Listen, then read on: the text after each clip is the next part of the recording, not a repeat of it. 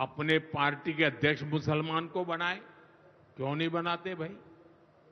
संसद में टिकट देते हैं, 50% मुसलमानों को दो। जीत करके आएंगे तो अपनी बात बताएंगे, लेकिन ये नहीं करना है। कांग्रेस में तो कुछ नहीं देना है। देश के नागरिकों के अधिकारों को छीनना और देना, इनकी नीयत किसी का भी भला करने की कभी नहीं रही, मुसलमानों का भला करने की भी नहीं रही। यही कांग्रेस की अच्छी सच्चाई है। साथियों, वक्फ के नाम पर लाखों हेक्टेयर जमीन पूरे देश में है। इस जमीन, इस प्रॉपर्टी से गरीब का, बेसहारा महिलाओं बच्चों का भला होना चाहिए था। और आज ईमानदारी से उसका उपयोग हुआ होता तो मेरे मुसलमान नौजवानों को साइकिल के पंक्चर बना करके जिंदगी नहीं गुजारनी पड़ती। लेकिन इससे मुट्ठी भर भू माफिया का कोई भला हुआ। पसमानदा मुस्लिम, इस समाज को कोई फायदा नहीं हुआ। और ये भूमाफिया किसकी जमीन लूट रहे थे? ये दलित की जमीन लूट रहे थे, पिछड़ों की जमीन लूट रहे थे, आदिवासी की जमीन लूट रहे थे, विधवा महिलाओं की संपत्ति लूट रहे थे। सैकड़ों विधवा मुस्लिम महिलाओं ने भारत सरकार को चिट्ठी लिखी, तब जाके कानून की चर्चा आई है। वक्फ कानून में बदलाव के बाद अब ये गरीबों से जो लूटा जा रहा है वो बंद होने वाला है।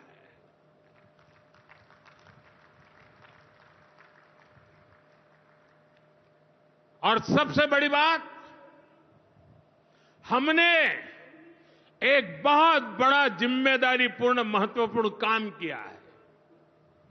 हमने इस वक्फ कानून में एक और प्रावधान किया है। अब नए कानून के तहत, वक्फ के कानून के तहत, किसी भी आदिवासी की जमीन को हिंदुस्तान के किसी भी कोने में आदिवासी की जमीन को, उसके घर को, उसकी संपत्ति को ये वक्फ बोर्ड हाथ भी नहीं लगा पाएगा। ये आदिवासी के हितों की रक्षा करने का, संविधान की मर्यादाओं का पालन करने का हमने बहुत बड़ा काम किया है। नए प्रावधानों से वक्फ की भी पवित्र भावना का सम्मान होगा। मुस्लिम समाज के गरीब और पसमानदा परिवारों, मुस्लिम महिलाओं, खास करके मुस्लिम विधवाओं को, मुस्लिम बच्चों को उनका हक भी मिलेगा और भविष्य में उनका हक सुरक्षित रहेगा। और यही तो बाबा साहब आंबेडकर ने संविधान के स्पिरिट में हमें काम दिया हुआ है। यही असल स्पिरिट है, यही असली सामाजिक न्याय है। साथियों, हमारी सरकार ने 2014 के बाद बाबा साहब आंबेडकर की प्रेरणा को आने वाली पीढ़ियों तक पहुंचाने के लिए अनेक महत्वपूर्ण कदम उठाए। बाबा साहब देश और दुनिया में जहां जहां रहे, वे सभी स्थान उपेक्षित थे। जो संविधान के नाम पर अपनी राजनीतिक रोटी सेकने के लिए निकले हैं, उन्होंने बाबा साहब से जुड़े हुए हर स्थान का अपमान किया, इसे इतिहास से मिटाने का प्रयास किया। स्थिति ये थी कि मुंबई के इंदु मिल में बाबा साहब आंबेडकर का स्मारक बनाने के लिए भी देश भर में लोगों को आंदोलन करने पड़े। हमारी सरकार ने आते ही इंदु मिल के साथ साथ बाबा साहब आंबेडकर की महू की जन्मभूमि हो, बाबा साहब आंबेडकर जी की लंदन की शिक्षा भूमि हो, दिल्ली में उनकी महापरिनिर्वाण स्थली हो, या फिर नागपुर की दीक्षा भूमि हो, हमने सभी का विकास किया। इनको पंच तीर्थ के रूप में विकसित किया है। मेरा सौभाग्य है कि कुछ दिन पहले ही मुझे दीक्षा भूमि में जाकर, नागपुर जाकर बाबा साहब को नमन करने का अवसर मिला। साथियों, कांग्रेस के लोग सामाजिक न्याय की बड़ी बड़ी बातें करते हैं,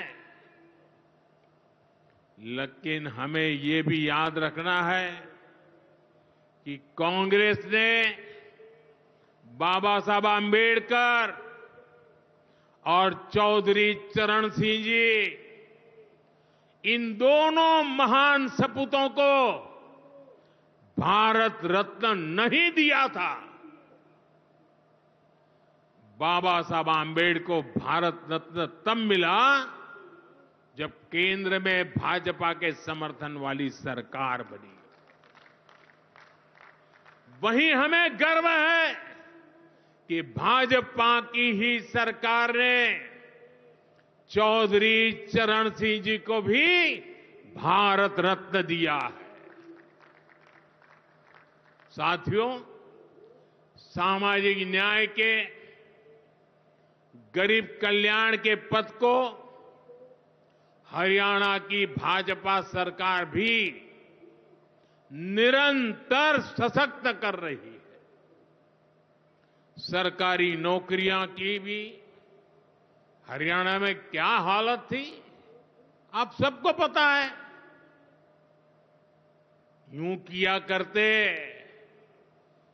जे नौकरी लागनी है तो किसी नेता के गैल हो ले, और न तो रुपया ले आ, बापू की जमीन और मां के तो जेवर भी बिक जाया करते। मुझे खुशी है कि नायब सिंह सैनी जी की सरकार ने कांग्रेस की इस बीमारी का इलाज कर दिया।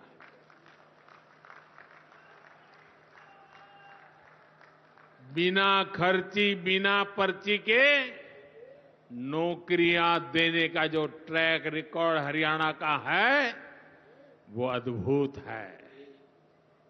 और मुझे गर्व है कि मुझे ऐसे साथी मिले हैं, ऐसी साथी सरकार मिली है। यहां के 25,000 नौजवानों को सरकारी नौकरी ना मिले, इसके लिए कांग्रेस ने एड़ी चोटी का जोर लगा दिया था। लेकिन इधर मुख्यमंत्री नायब सैनी जी ने शपथ ली, उधर हजारों युवाओं को नियुक्ति पत्र जारी कर दिए गए। यह है भाजपा का, सरकार का सुशासन। और अच्छा ये है कि नायब सिंह सैनी जी की सरकार आने वाले वर्षों में हजारों नई नौकरियों का रोड मैप बना करके चल रही है।